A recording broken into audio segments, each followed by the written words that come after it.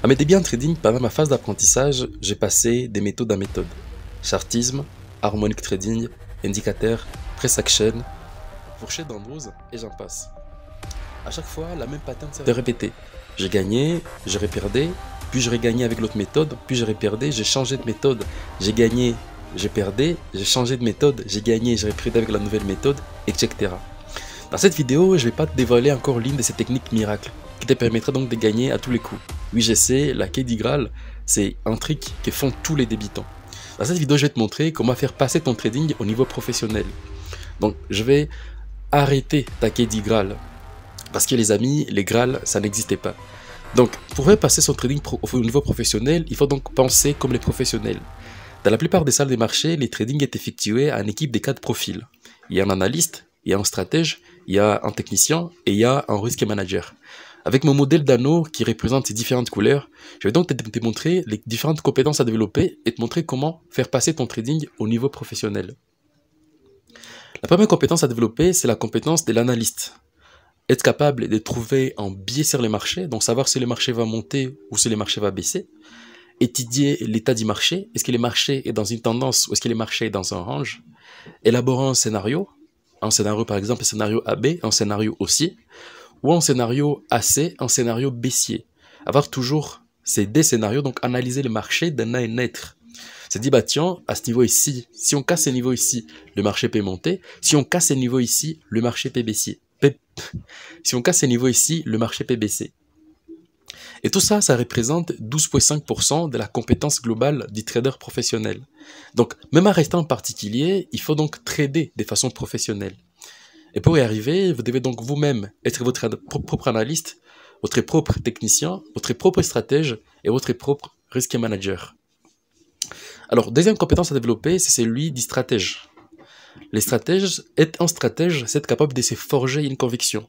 Bien qu'on a élaboré un scénario, on a trouvé un biais directionnel des marchés, on doit donc se forger une conviction. Je suis convaincu que le marché va monter à ce niveau ici. Je suis convaincu que le marché va baisser jusqu'à ce niveau ici. Et à part ça, la conviction passe par élaborer donc son scénario. Votre scénario doit être aussi mis dans le temps. Je pense que dans les prochaines heures, le marché va monter jusqu'à ce niveau ici. Donc la conviction, ça passe par cadrer le marché du nord au sud, de l'est à l'ouest. Donc c'est toute une compétence. Élaborer aussi un plan de trade. Donc être capable aussi d'élaborer un plan de trade. Vous dites, bah tiens, si les marchés montent, je vais donc entrer dans le marché de cette façon-ci. Si les marchés baissent, je vais donc entrer dans le marché de cette façon-ci. Les stratèges trouvent, donc les stratèges aussi, les stratèges aussi donc, vont trouver une stratégie appropriée au marché. Comme par exemple, moi personnellement, en termes d'exemple, pour que vous puissiez vous retrouver, on a 4 stratégies. On a la stratégie des suivis tendance, on a la stratégie des sorties de range, on a la stratégie des réintégrations de range, et on a la stratégie des contre-tendances. Alors, avec ces 3 stratégies, dépendamment de l'état du marché actuel, on va donc élaborer une stratégie dépendamment de ce qu'on voit sur le marché. Les stratèges doivent aussi étudier la volatilité de l'actif, les meilleurs horaires, les meilleures saisonnalités. Donc, par exemple, si vous tradez la paire de devises euro-dollar, n'essayez pas de prendre des positions pendant la session asiatique. Ça n'a aucun sens. Parce que vous n'allez pas vous exposer à beaucoup de volatilité. Ou par exemple, essayez de prendre des trades en back holiday. Ça n'a aucun sens. Donc ça, c'est l'étape du stratège. Donc être capable d'étudier aussi la volatilité de l'actif qu'il travaille pendant les moments qu'il travaille et les différentes saisonnalités. Et tout ça, ça représente 25%. Donc, si vous êtes un beau stratège, un bon analyste, donc à passer ça au bon analyste, au beau stratège, vous gagnez encore 25% de plus de la compétence du trader professionnel. Troisième compétence à développer, c'est celui du risk manager. C'est une compétence sous-estimée par la plupart des débutants, mais elle représente elle aussi 25% de la compétence du trader professionnel. Être capable de calculer son risque par trade, son fameux Pmax, ou certains appellent ça le facteur R, le facteur de risque, c'est très important. Si vous n'êtes pas aujourd'hui capable de calculer votre facteur de risque, vous avez un gros problème. Parce que vous ne savez pas combien vous risquez, c'est une opportunité. Et il y a plein d'outils sur Internet, comme par exemple, écrivez sur Google MyFXBook, calculateur des positions, et vous allez directement tomber sur le calculateur des positions pour calculer avec précision votre risque. Savoir calculer son risque est un élément très important.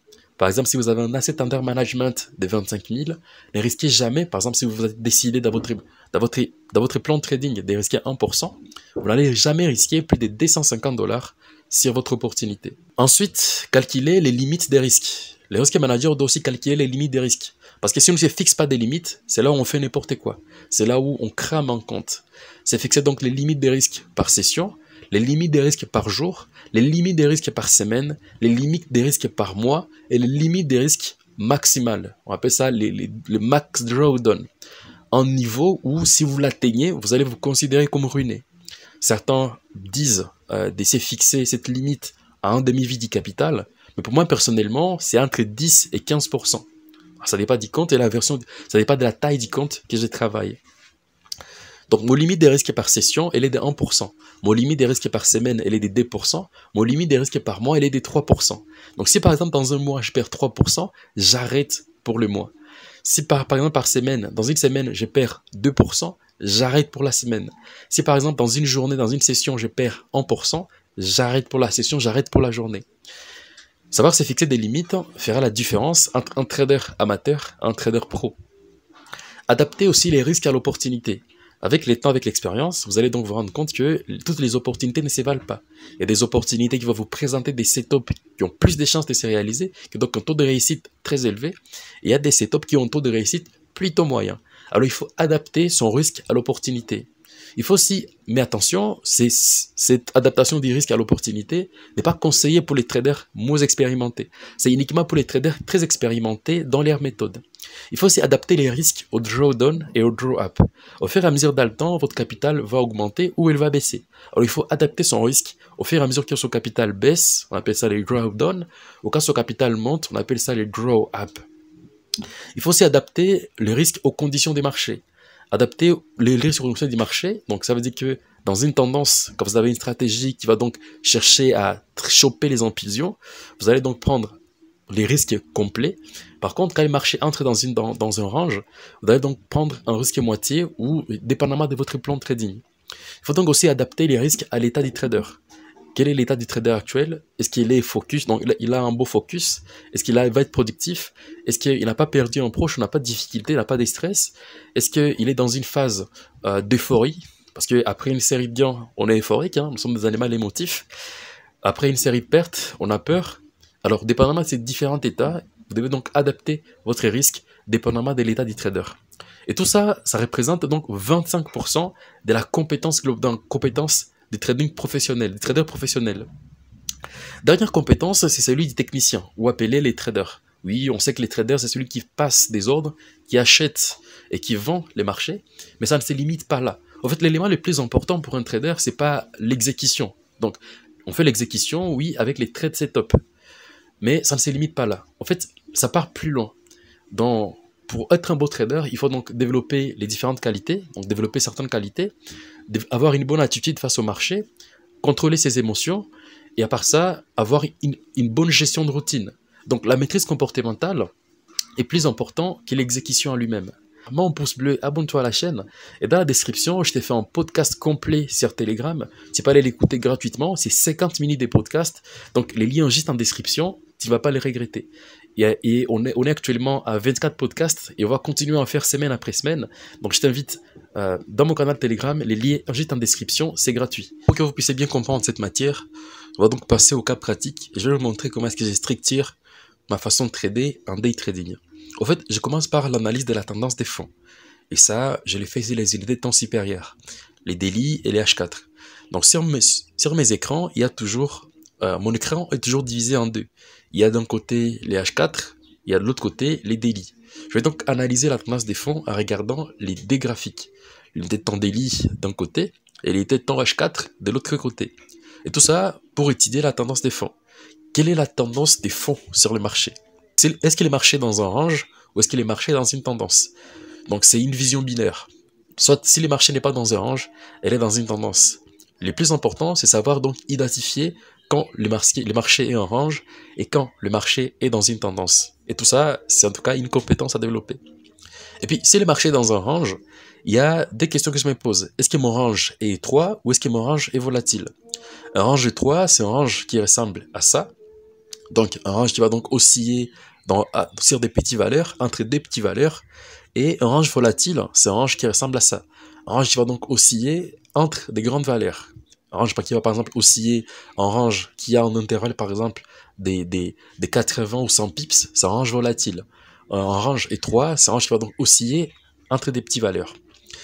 Alors si les marchés sont en tendance, il y a donc deux possibilités, soit on a une tendance qui est forte, soit on a une tendance qui est faible. Alors une tendance forte, ça ressemble à ça, donc on voit le marché qui fait des impulsions, mais qui, les nouvelles corrections, n'arrivent pas à réintégrer les anciennes, donc les derniers sommets. Ok, donc ça pompe fortement à la hausse. Et puis, en range, donc une tendance qui est faible, c'est une tendance qui va donc réintégrer les prochains, donc les plus hauts précédents après les dernières impulsions. Donc on va voir donc la correction suivante qui va donc réintégrer, qui va donc chevaucher les derniers sommets. J'espère que vous l'avez compris. Puis, une fois que j'ai déjà fait mon analyse et déterminé l'état du marché, élaborer un scénario, trouver un biais, etc., je passe à la stratégie. Mon unité de temps stratégique, donc j'utilise, encore une fois, j'utilise des écrans. D'un côté, j'ai l'unité de temps H1 et de l'autre côté, j'ai l'unité de temps H4.